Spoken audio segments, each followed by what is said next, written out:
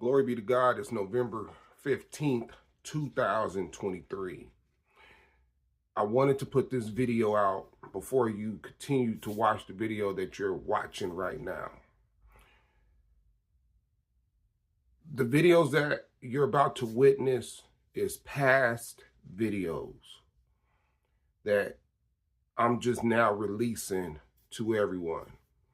This was part of my purpose, part of God's will, to expose the enemy, because that's what the Bible tells us to do, to expose the enemy. This is a learning video. The videos that I put out is not to disrespect my wife. It's not to embarrass her, because I love my wife. I'm in love with my wife.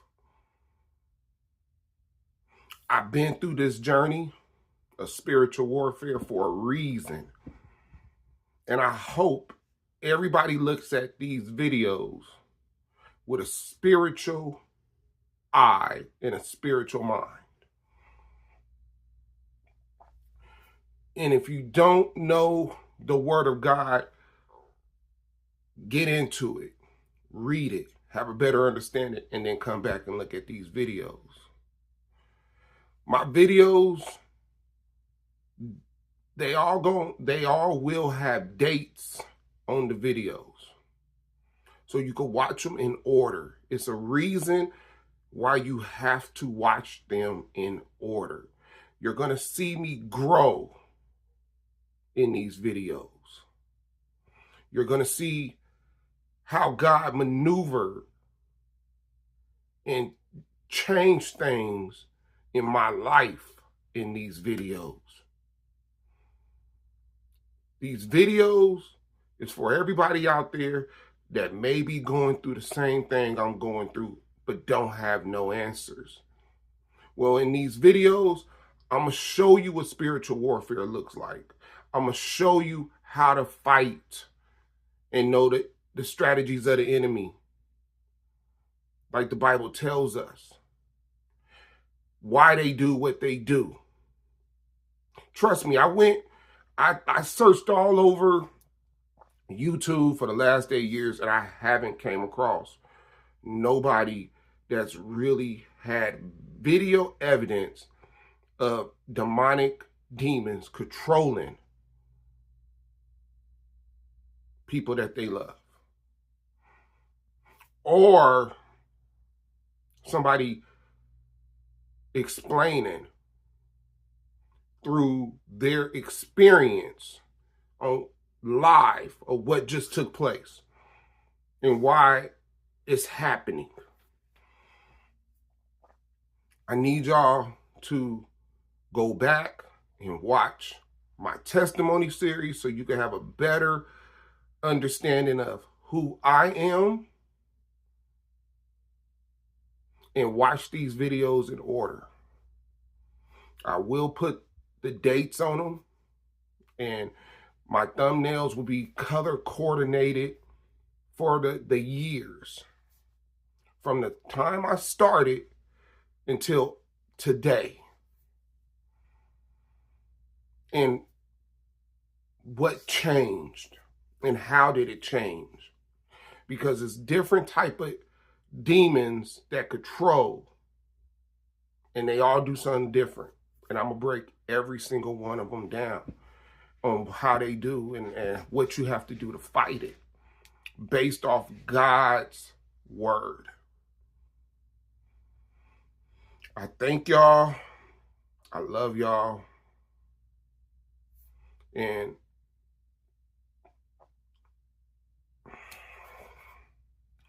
just know I did this for y'all. I did this for y'all. I love y'all. I don't even know y'all, but I love y'all. I love it. I love each and every one of y'all, because this was bigger than me. It was bigger than me. It was bigger than my wife. It was for y'all. This is what God wanted me to do. Enjoy the video. Glory be to God. It's September 29th, 2022. Make a quick little video, man. So look, check this out.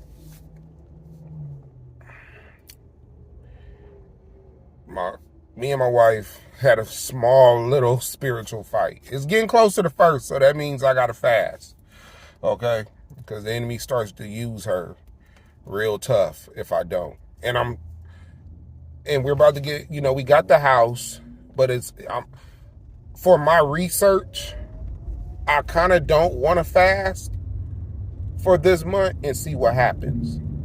I want to see if she's going to do something extreme by letting the enemy use her.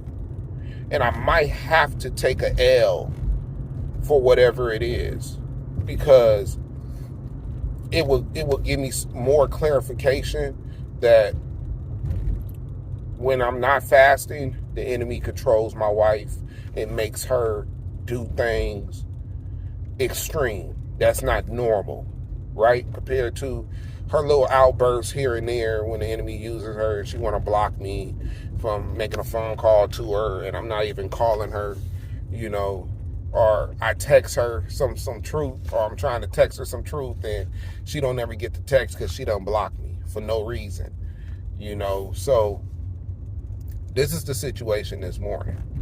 So we in the process of moving, and I'm particular about my belongings, about my stuff. I don't like my stuff to be touched, moved, or anything, because I'm an organized type of person. My wife, on the other hand, excuse me, hold on. I almost felt like I had to sneeze. My wife, on the other hand, she's not as organized as me. So anybody that understands, a lot of people that is organized, that will understand, they don't like their stuff moved because people don't care about their stuff, especially if you're in a marriage or in a relationship, whatever. So for example, she moved some chest dressers, which I had all my belongings on top of the dresser. She threw it all in a box. Coins, papers, stuff that was in my dresser, papers, important papers, little stuff. She just threw it all in a box. It was not even organized, like nothing. Chain, all that. I got a watch chest, which I keep my watches and jewelry in. She just threw everything. It didn't matter. Like, I'm not gonna put the watches up and then put them in there. No, she just threw everything in there. So I'm like, when I seen it, I was a little bit upset, but I didn't say nothing to her about it. If I did it, I didn't make it a big deal. But I'm like, okay, just whatever. I'll just go through it, separate everything I need to separate, and put things where I need to put things in order. Then she's cleaned out the cabinets where we keep our medicine and stuff in. But I got some of my stuff, like a mirror that I use to cut my hair and stuff like that. And that mirror should have stayed up in the shelf. But guess who got my mirror? My 2-year-old daughter. She's with it this morning. I'm like, give me my mirror. She drops it. I'm thinking, oh, she's about to break. I don't like broken glass. But the fact that she had my mirror where she could not reach it lets me know my wife somehow gave it to her, or pretty much gave it to her.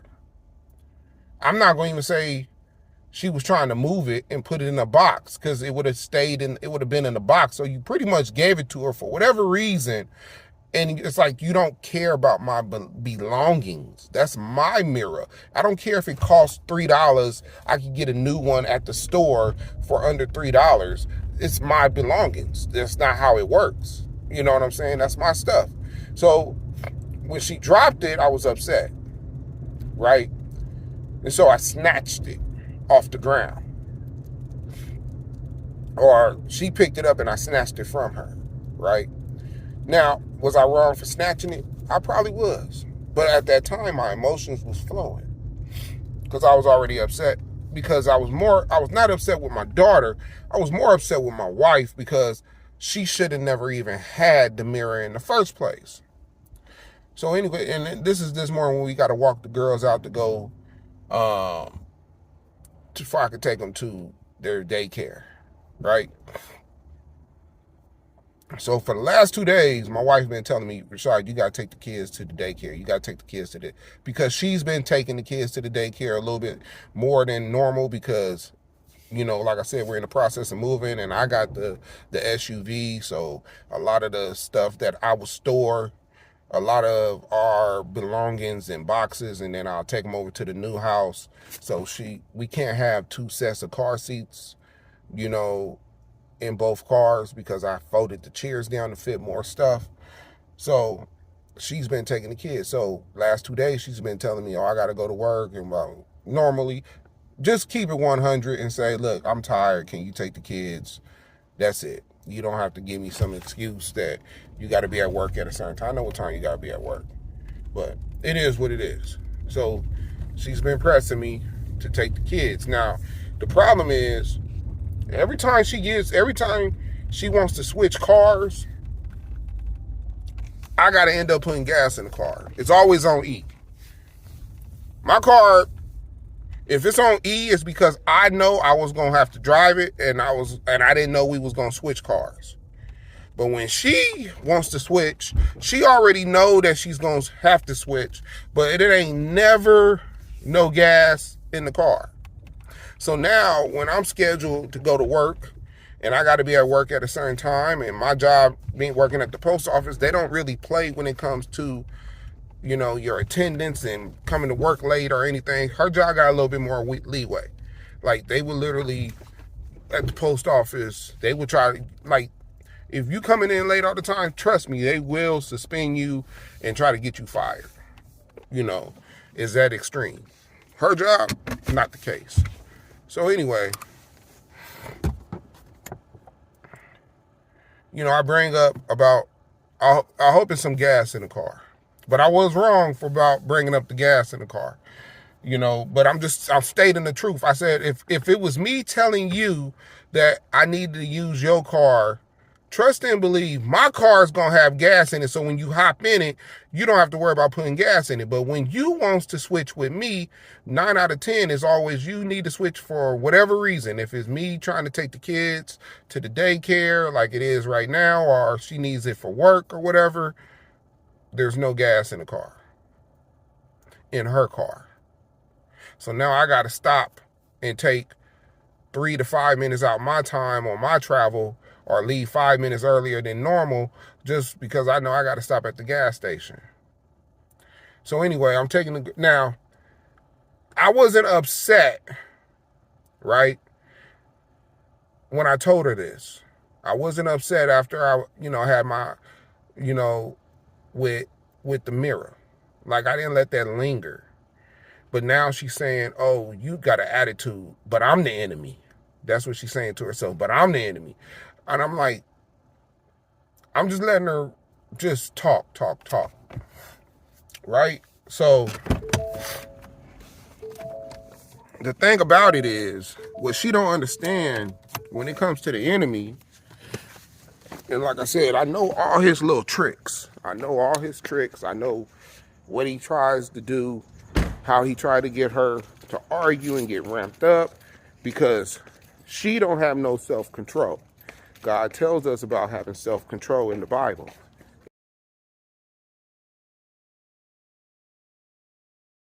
And it's the reason why he tells us that we need to have self-control. Is because it's for the enemy won't be able to use you. Okay? Now, God gave us emotions. So yes, I would, like, you can get angry. Just because you get angry don't mean the enemy's controlling you. This is the difference. If I get angry, I'm not angry for the next hour, for the next 3 hours, for the next 5 hours, for a whole day. I'm not doing anything to make her feel uncomfortable, unpleasant. Don't talk to me. I don't do that. I'm angry and then I let it be. Because that's the self-control. Because I know I can't allow the enemy to control me. When she gets angry, it's I'm gonna block you. I'm a don't talk to me. She stays angry for a couple hours over the littlest things. You see what I'm saying? That's the difference. Why are you this angry or upset over the littlest things? You should not be that angry and upset. So in the middle of me driving, to the daycare to drop off the kids, she calls me. First, no, I call her. No, she calls me, right? She calls me, and she calls me to tell me that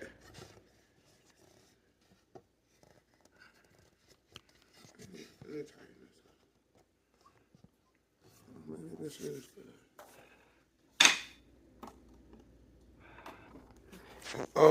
She calls me to tell me that my window shield is dirty. So I guess that's equivalent to not having the gas in the car, because now she wants to point out, your windshield is always dirty when I drive it. And I'm like, okay, but you don't have to stop at the gas station to clean it. I make it to work perfectly fine. So now it's, oh, you're the only man on earth that don't clean his windshield. Like, you're arguing over nothing. So I hang up the phone because I already know where it's going. So I'm not going to argue with you over a windshield. I say you're doing tit for tat. That's a tit for tat. You're looking for something to argue about. That ain't nothing but the enemy, right? So then I drop the girls off. I call her to let her know something, that the daycare lady wanted me to tell her. Here she goes. She wants to talk again about the windshield. I'm like, it's not even a big deal. It's not even a big deal. It's not the same thing. It's not the same thing. You really arguing over a windshield that you can see and drive. Because I bet money, by the time I get in that car, that windshield ain't going to be clean. Bet money. It ain't like she going to stop and clean the windshield. And it ain't really that dirty. It's not that dirty. Right? That she cannot see out of it. She just coming with an excuse. The enemy's trying to come with some excuses to argue and fight. And next thing you know, here she go, arguing and fighting with me, talking to me about this windshield and how I always call her the enemy, but I ain't never the enemy. And she's going on a tirade. She's going on a tirade for, I want to say, 2 minutes. Constantly talking. Ain't trying to hear me out. Ain't trying to say, she ain't trying to hear anything. She just doing her. That's what the enemy does. Like, you can't never really have a real conversation and really figure some stuff out. It's just a whole lot of what they want you to hear. And I'm like,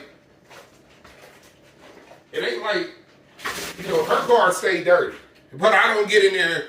I didn't bring up, oh, well, your car's dirty. Nah. So she can hear the animosity in my voice because I'm like, I'm tired. I don't have no time. And so this is what the enemy says. Oh, you getting mad now? You're getting mad?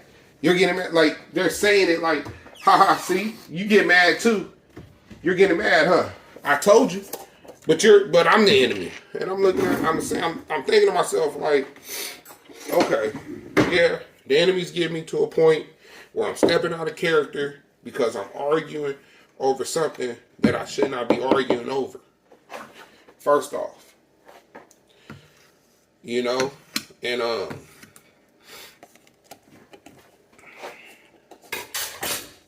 it's just funny, man. This enemy,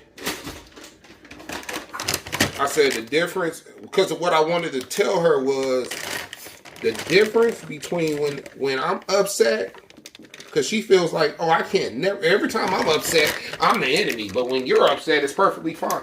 Yeah, I'm going to tell you why. Because I got self-control. I don't do the things that you do. I don't get upset and block you for no reason. I don't get upset and call you names and disrespect you. I don't get upset and stay mad for a couple hours. I don't get, especially over little stuff. I don't get upset and want to argue, constantly argue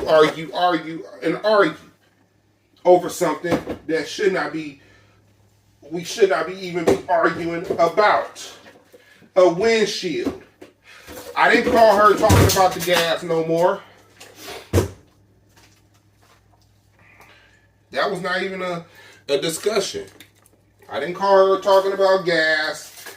She called me to talk about my window shield.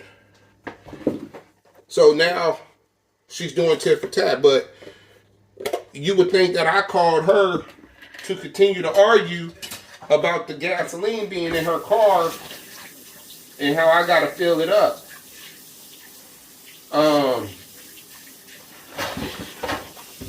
But like I said, when the enemy's using you, it could be something real small. You could be talking about something real small, but the enemy will make a anthill into a mountain. You know what I'm saying? Like, she's probably still mad right now. She's probably still mad about what? What are you this upset about? You should not be this upset about nothing. And that's my whole point. So when I tell her you're allowing the enemy to control you, she says that I'm calling her names because she's always the enemy. No, that's the enemy once again, twisting my words around. I don't call you, I don't walk in the house and say you're the enemy. I say you continue to allow the enemy to control you. Because the Holy Spirit clearly ain't living through you. He ain't living within you. That you have self-control and you can accept the truth. The truth is, you get upset over the littlest things and you can't control yourself. And then once you do that, you give the enemy a foothold to do and continue to argue and fight over nothing. Like, if I try to call her right now, I won't be able to call her because she will have to take me off the block list. You see what I'm saying? So it's like, now I gotta let her be. I wonder how she's gonna be later on.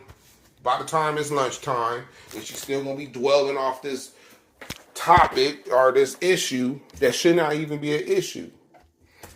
But hey, we'll see. I'm gonna go ahead and end this video, man. God bless you.